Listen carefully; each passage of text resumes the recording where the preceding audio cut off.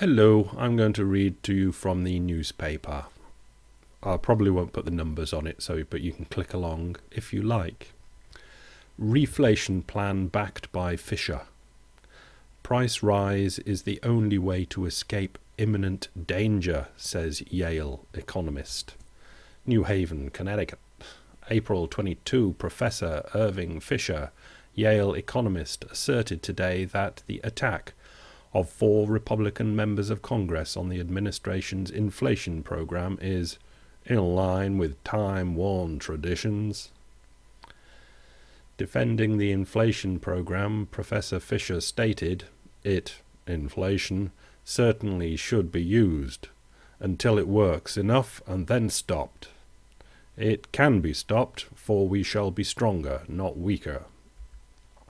Professor Fisher's statement was as follows.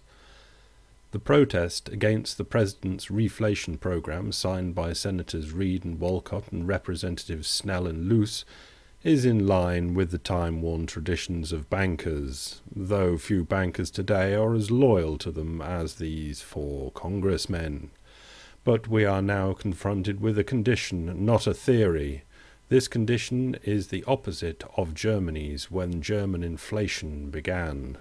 Few realize the gravity of our present situation. Our very national existence is at stake, even more than it was in the World War.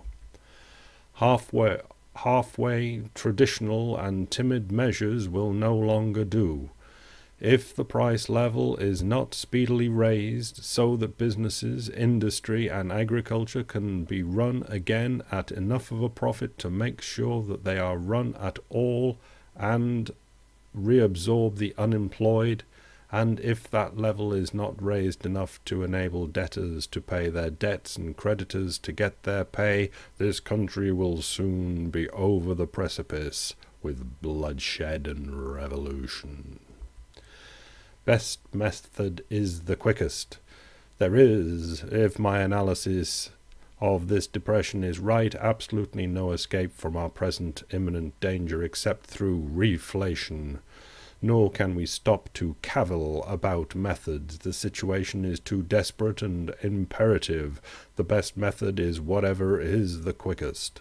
I, too, dislike the load on the President. So much the responsibility and power, but the alternative is a debate which will delay action when there is no time to lose. We are at war and must entrust to our commander-in-chief the wartime powers necessary to win this sort of war. The open market operations, which alone the objectors grudgingly admit might well be used, cannot be entrusted wholly to the Federal Reserve System. They had their opportunity a year ago and made insufficient use of it. Other nations have devaluated. The paper money which the objectors fear is no more fiat than what we have, nor as much. Our dollar silver certificates are redeemable in only 25 cents worth of silver. The objectors fear if the medicine doesn't work, more will be tried. It certainly should be used until it works enough and then stopped. It can be stopped, for we shall be stronger, not weaker. We can then balance the budget. We cannot now. When we reach the price level, which does the greatest good to the greatest number, not far from the 1926 level as calculated, we should stabilize as Sweden has. Almost all other nations have devaluated their gold coins. No one should care what the dollar weighs if what it buys is properly safeguarded, and now is not 100 cents, but 180 cents in terms of 1926 dollars. Debtors cannot pay 180 cents on the dollar, nor interest. New York Times, published April 23, 1933. Irving Fisher went on to write genius things about debt deflation that were generally ignored because people started listening to Keynes instead.